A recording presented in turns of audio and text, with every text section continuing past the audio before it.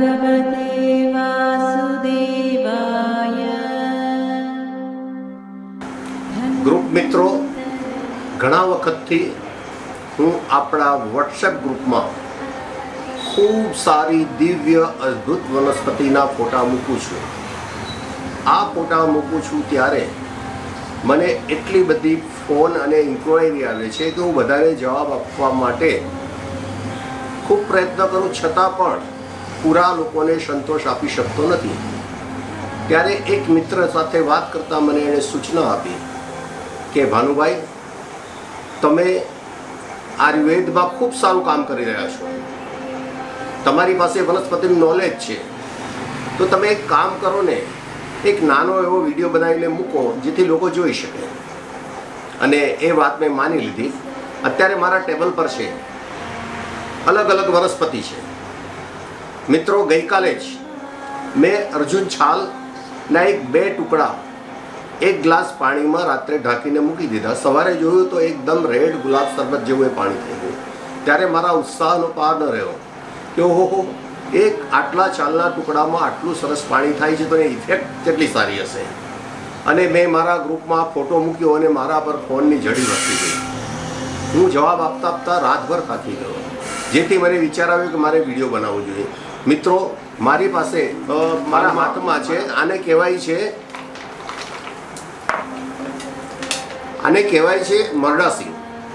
મરડાસિંગ એક નાનું વૃક્ષ થાય છે અને એને ઉનાળામાં ફૂલ આવીને સિંગ લાગી જાય છે. આનું કામ છે કે કોઈ વ્યક્તિને ઝાડા થઈ જાય છે, લોહી જેવા ઝાડા થઈ જાય છે, જો આપણે દવાખાને જઈશું તો એને એડમિટ કરવો જ પડશે. 100% સાચી વાત છે, એમાં ખોટું પણ શું છે, દાખલ થઈને સારવાર કરવી જ પડે એને. પણ જો અમારી પાસે આવે તો અમે એને 2 સિંગ આપીએ. 2 સિંગ એને પથ્થર પર ઘસી એની પેસ્ટ એક વાડકી દહીંમાં લઈને લગાડી દે તો 100% ઝાડા એના તરત બંધ થઈ જાય છે. આવી દિવ્ય વનસ્પતિ, અમે આની કોઈ પણ પ્રાઇઝ લેતા નથી. આવી વનસ્પતિ અમે લોકોને સેવા કામ માટે મફત આપીએ છીએ. એને મફત શબ્દ ન કહેવાય, પણ અમે એ લોકોની સેવા કરીએ છીએ. ત્યાર પછી મારી પાસે છે બેડાફળ. લોકોને વનસ્પતિની ઓળખાણ નથી, દુઃખની વાત છે. કેમ તો કે લોકોને હવે બુક વાંચવી નથી, કોઈને મહેનત કરવી. સાહેબ, પડીકું વાળીને આપી દો ને, અમે ઘરે કરી લઈશું. એના કરતાં જો લોકો પોતે થોડું નોલેજ મેળવે તો પોતાના ઘરનું, સમાજનું અને ગામનું સ્વાસ્થ્ય એ જાળવી શકે.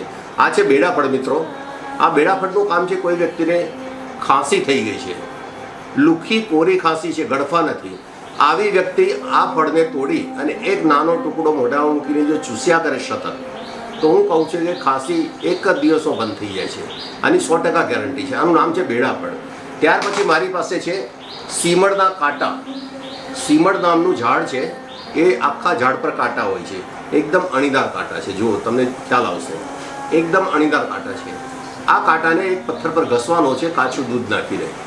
દૂધ નાખતા જવાનું છે, ઘસતા જવાનું. એની જે પેસ્ટ થાય છે એ પેસ્ટ તમારી ચહેરા પર એપ્લાય કરીને રાતે સૂઈ જવાનું છે.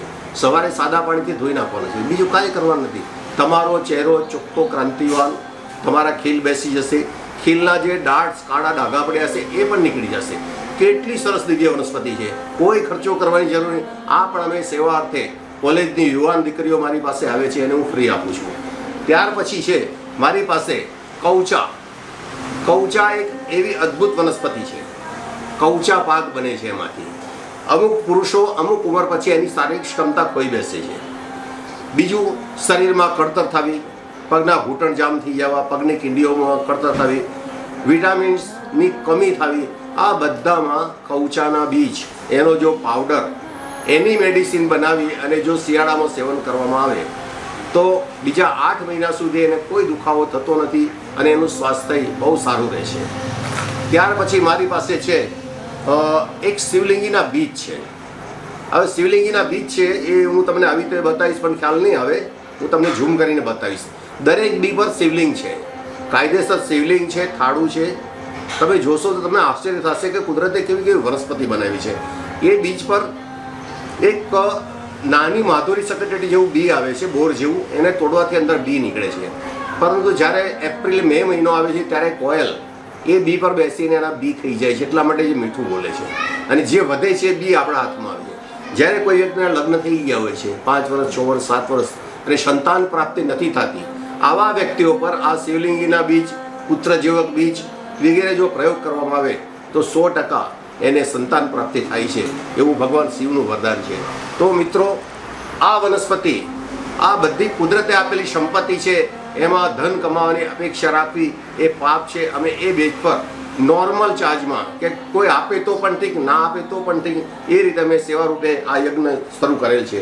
મારા હાથમાં છે આ મકાઈ ડોડા. તો બધા ખાય છે મકાઈ ડોડા, અને મકાઈ ડોડા પર નીકળતી એની મૂછ, એના રેસા, આ રેસા છે. આ રેસાને આટલા રેસા નાખી અને 1 ગ્લાસ પાણીમાં એનો કાઢો બનાવવાનો છે. એ કાઢો બનાવી અને પછી એને ઠંડો થાય, એમાં 1 ચમચી 2 ચમચી મધ નાખીને જો 10-15 દિવસ પીવામાં આવે તો મૂત્રાશયના રોગો, કિડનીનો સોજો, મૂત્રાશયના સોજા, આ બધું મટી જાય છે અને મૂત્ર સારી રીતે પસાર થાય છે અને દવા લેવી પડતી નથી. તો મિત્રો, આવી દિવ્ય વનસ્પતિ જો તમારે જાણવું હોય, ઓળખવું હોય તો તમે મારી સાથે જોડાઈ જાઓ. મારા હાથમાં છે એ અર્જુન છાલ છે. આ ઓરિજિનલ અર્જુન છાલ છે. આ અર્જુન છાલનો ઉપયોગ તમારા તૂટેલા હાડકાં વારંવાર તૂટી જતા હોય, સંધાતા ન હોય, તો આનો ઉકાળો કરીને પીવાથી હાડકાં જલ્દી સંધાઈ જાય છે. બીજું, તમારા પેશાબમાં પરુ આવતું હોય તો એ પેશાબના પ્રશ્નો એ પણ કિડની લેવલમાં સોલ્વ થઈ જાય છે. બીજું, તમારા ચહેરા પર ગમે તેટલા ડાઘ હોય, ઘણા વ્યક્તિ આખો દિવસ તડકામાં પોતાના ધંધા માટે ફરતા હોય છે, એના ચહેરા પર એટલા બધા રેસીસ અને આંખ નીચે કુંડાળા પડી ગયા છે, ત્યારે આ અર્જુન છાલનો પાવડર અને બીજી અમુક વનસ્પતિ છે એ મિક્સ કરીને જો ચહેરા પર લગાડવામાં આવે તો ચહેરો એકદમ ક્રાંતિવાન બની જાય છે. અર્જુન છાલની વાત કરીએ, અર્જુન એક એવી દિવ્ય વનસ્પતિ છે કે કોઈ વ્યક્તિના હાર્ટ બ્લોકેજ છે, કોઈકને એટેક આવી ગયો છે, કોઈને લો બીપી છે, હાઈ બીપી છે, આ બધા હૃદય રોગના એક નાના કારણો છે. પરંતુ આ નાના કારણો જ્યારે આપણે ચેક કરાવીએ છીએ ત્યારે એનું મોટું સ્વરૂપ પકડી લે છે. માટે મિત્રો, આ અર્જુન છાલ અને એનો જો કાઢો એટલે કે ઉકાળો, એનું જો પાણી તૈયાર કરીને પીવામાં સવાર સાંજે આવે 1 કપ, તો 6 મહિનાની અંદર એના હાર્ટ બ્લોકેજ, હૃદયના બધા પ્રોબ્લેમ સોલ્વ થઈ એનું હાર્ટ એકદમ ચોખ્ખું થઈ જાય છે. બાકી બીજી બધી સારવારો છે, આપણે એની ટીકા નિંદા નથી કરતા. સારવાર તો બધી સારી છે, હોમિયોપેથિક પણ સારી છે, એલોપેથી પણ સારી છે, બધા પોતપોતાના ક્ષેત્રમાં સફળ છે. પરંતુ મારો કહેવાનો મતલબ કે આદિકાળથી ઋષિ મુનિઓ જ્યારે જંગલમાં રહેતા 100 વર્ષ તપ કરતા હતા, ત્યારે એની પાસે કોઈ હોસ્પિટલ નહોતું, ત્યારે આ લોકો પોતાનું આરોગ્ય કેવી રીતે જાળવતા, એ જે સંશોધન થયા અને એના પરથી આ વનસ્પતિની છાલો નક્કી થઈ કે આનાથી આ રોગ મટે છે, આનાથી આ રોગ મટે છે. ત્યાર પછી એ આયુર્વેદિકને એક ગ્રંથ રૂપે સંગ્રહ કરી અને લોકો સમક્ષ મૂકવામાં આવ્યું. માટે વૈદ્યોનું કામ છે કે ધન કમાવાના હેતુસર આવી કોઈ પણ વનસ્પતિને છુપાવવી નહીં, એને ઓપન કરી દેવું, જેથી જાહેર જનતા એનો લાભ લઈ શકે. તમને બધાને એક વિચાર એવો આવશે કે આ વૃક્ષનું નામ અર્જુન કેમ પાડવામાં આવ્યું?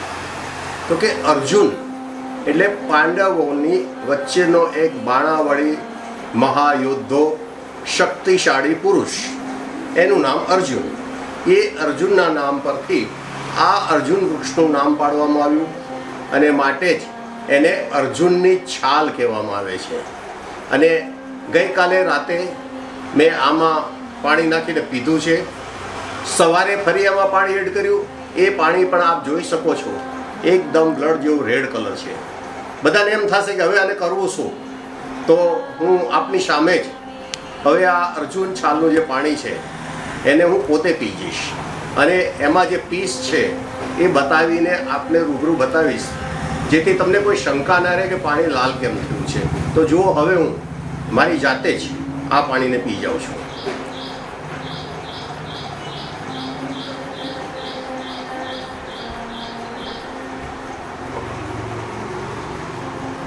મિત્રો, આ છે અર્જુન છાલનો એક પીસ. તો કોઈ પણ હૃદય રોગના પીડાતી કોઈ પણ વ્યક્તિ હોય એ આવી રીતે જેમ બતાવ્યું છે એમ જો પ્રયોગ કરશે તો હૃદય રોગમાં એને ખૂબ જ અદ્ભુત અને ખૂબ સિદ્ધ સાબિત થશે એવું ભગવાન ધન્વંતરીનું વચન છે. તો આપ પણ પ્રયોગ કરો અને આનો લાભ મેળવો. મારું સરનામું છે વૈદ્ય ભાનુભાઈ, નિરામયા આયુર્વેદ, અને નેચરોપેથી સારવાર કેન્દ્ર વડોદરા, મોબાઈલ નંબર 94-265-37-825. લોકો પૂછે નેચરોપેથી એટલે શું? તો કે નેચરોપેથી એટલે કે કુદરતની સંપત્તિમાંથી જ્ઞાન મેળવી એના છાલ, મૂળ અને પાનથી સારવાર કરી રોગમાં સિદ્ધિ મેળવવી એનું નામ જ નેચરોપેથી. તો આ તો ગામડે ગામડે ડોસીમાઓને ખબર છે, ગામડામાં જૂના વૈદ્યો પણ આવી રીતે સારવાર કરે છે. ફક્ત તમારી નીતિ હોવી જોઈએ અને તમને રસ હોવો જોઈએ. જો તમે આ રીતે રસ કેળવશો તો જરૂર તમે પણ આયુર્વેદિકમાં એક સારા વૈદ્ય બની શકશો. અમે અમારા મા બાપના આપેલા આશીર્વાદ, અમારા વડીલોના આશીર્વાદ અને અમારા સિનિયર જે વૈદ્ય છે એ બધાના આશીર્વાદથી અમે આ એક આયુર્વેદિકનો યજ્ઞ એનું આયોજન કરેલ છે. એના માટે અમે આખા ભારત દેશમાં પરંપરાગત વન ઔષધિ પ્રશિક્ષણ મહાસંઘ મારફતે પણ એનો પ્રચાર કરી રહ્યા છે. અમે હાલમાં જ જામનગર 3 દિવસનો કેમ્પ કર્યો છે. ત્યાર પછી અમે કચ્છમાં કેમ્પ કરવાની તૈયારી છે, જામનગરમાં કેમ્પ કર્યો છે. આમ અમે જાહેર જીવનમાં આવા કેમ્પ કરી વનસ્પતિની ઓળખાણ અને ઓછા ખર્ચે કાં તો વિના ખર્ચે પણ સારવાર કેવી રીતે થાય એવા પ્રયોગો અમે કરી રહ્યા છીએ. મિત્રો, તો આનો તમે લાભ લો અને આ વિડીયો અમારો તમને કેવો ગમ્યો એના માટે તમે લાઈક કરજો, શેર કરજો. જય ધન્વંતરી, જય ધન્વંતરી.